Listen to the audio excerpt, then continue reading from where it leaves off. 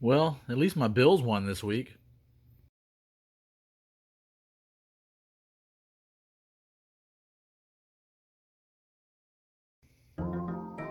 Hey, what's up, YouTube? This is Justin, aka Big Daddy J, coming to you on a rather somber note. This last week in the NFL did not do anything for me. I went 7-9, just like the first week. I went out on a limb, took a few chances on some picks. They did not pay off, unfortunately. so, anyway, let's get on to week 5 and forget the dumpster fire that was week 4. Actually, before we get to that, my actual record after said dumpster fire is 35-29. So at least I'm still above 500, but could be a lot better. Hopefully this week I can redeem myself somewhat. So here goes. First game on Thursday night, we have the Rams at the Seahawks. Huge NFC West clash. Rams coming off that big, I'd call it a blowout loss to the Arizona Cardinals this past Sunday.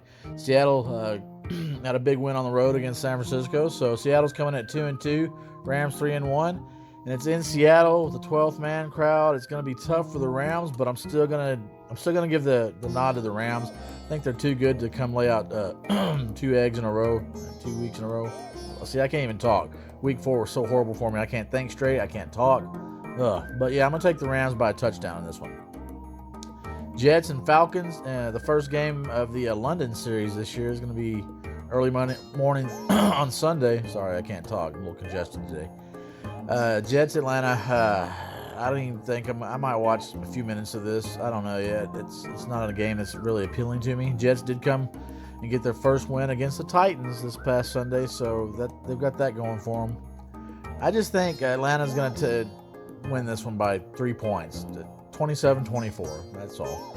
New England and Houston. New England's going to get back on track and then go down to Houston and take out the Texans. I don't think Texans have much. They did get that win early in the year, first game of the year against Jacksonville, but that's it. Haven't done anything since then. Been getting blown out pretty much on a weekly basis. So yeah, I'm going to take New England. I think Bill Belichick's going to come back after the loss to Tom Brady and get the W. Next, we got the Lions at the Vikings. I went out on a limb, one of my limb picks from last week. Took the Lions to beat the Bears. Obviously, that did not happen. They're 0-4, probably the worst team in the league. I've got to take the Vikings. Yeah, at home by at least 10 or more points. They lost to Cleveland last week in a low-scoring affair, 14-7. So I think they're going to put up a lot of points against the lowly Vikings. 31-17. Next, we got Philadelphia at Carolina. Both coming off losses last week. Philadelphia lost to Kansas City, and Carolina got their first loss of the year to the Cowboys. I'm going to take Carolina on this one. They're returning home. Not sure what the status of Christian McCaffrey is yet. He missed last week's game. He got hurt a couple of games back with a hamstring injury, but they're listing him as questionable.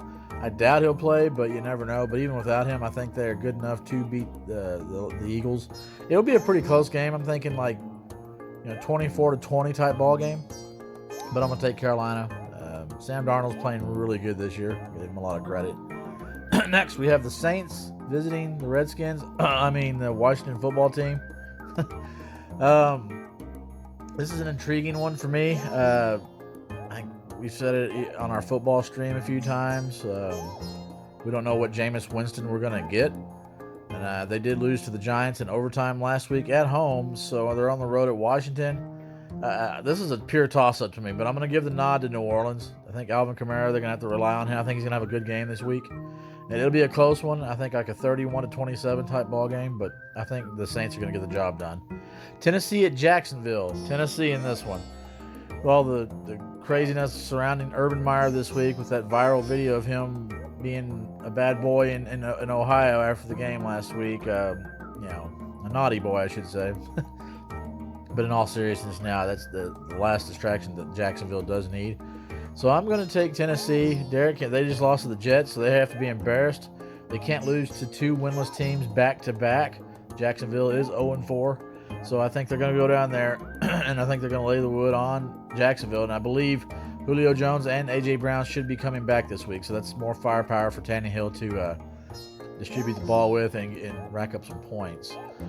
Miami at Tampa Bay. I got to go with Tampa Bay in this one. They're at home. I know their secondary is ravaged with injuries, but Miami doesn't pose a big threat in the passing game. Like I said, I give credit to Jacoby Brissett. He's a trooper. He's a baller. He comes to play hard-nosed, but I just don't see Tampa Bay losing at home after that nail-biting crazy game in New England, Brady's return. So I think Tampa Bay will win by 10, 30-20. Next, we have Green Bay at Cincinnati. This could be a trap game for Green Bay. I shouldn't say trap because Cincinnati is playing well this year. They are 3-1. It's in Cincinnati, the Natty. Green Bay, I mean, it's going to be closer than a lot of people think. I think Green Bay will win this by 7, but Cincinnati's going to give them heck. 27-20 Green Bay. Denver at Pittsburgh, another big one. Now, I think I'm going to go right off the bat. I'm going to pick Pittsburgh, but that if Teddy Bridgewater plays, I would almost give the nod to Denver. But it's such a toss-up. I don't have any faith in Drew Lock. But even if Teddy Bridgewater does play, the defense for Pittsburgh pretty much they're coming back pretty healthy now. I think they're going to get a win, even despite Ben Roethlisberger's play this year. I think he'll have a decent enough game. It's going to be hard to score a lot of points against Denver's defense. They have a great defense over there, but I think they're going to get the job done. I think it's going to be like a 20-17 type ball game with Pittsburgh coming out on top. Najee Harris will get them a rushing touchdown. They'll have a big game again, the running back. So, yeah, Pittsburgh. Chicago at Las Vegas Raiders. I'm going to go with the Raiders this one. They're at home, and they just got beat pretty bad by San Diego. The Chargers on Monday Night Football. It was 21-0 at halftime. They made a little bit of a comeback, but wound up being 28-14. I think the Raiders are too good for Chicago, especially with Justin Fields, I believe, going again. I think they're going to wreak a little havoc. They've got a good pass rush, and I think they'll rattle him just enough to get the win. I see the Raiders winning 30-17. Cleveland at the Chargers. The Browns and the Chargers. This might be one, outside of the Seattle and Rams game, might be one of the games of the week. This is going to be a great game. Cleveland coming in there with their good defense. Excuse me. With the Chargers, Justin Herbert playing, he's getting close to the MVP level of play now, the way he's playing. But, man, I'm going to have to go with the Chargers in this one. Only reason is because I'm picking them is because they're at home. If Cleveland was at home, I'd almost pick Cleveland. But I'm going to give the Chargers the nod. It's going to be a 24-21 ball game in my opinion. 3-point game. Might come down to a field goal to the end of the game to win it. Next up, we have the Giants visiting the Cowboys. I've got Cowboys. Giants did get their first win this past week in overtime against the New Orleans Saints in New Orleans, by the way. So they're coming off a high. They're motivated. They're pumped up. Saquon Barkley had the best game he's had in a couple of years. He hadn't been injured. So, but I believe Dallas will do enough. They've got their defense is flying all over the place. I think they're going to disrupt Daniel Jones enough for him to cough up the ball once or twice. He has been better this year of protecting the ball, but I think they're going to cause a fumble, maybe a pick.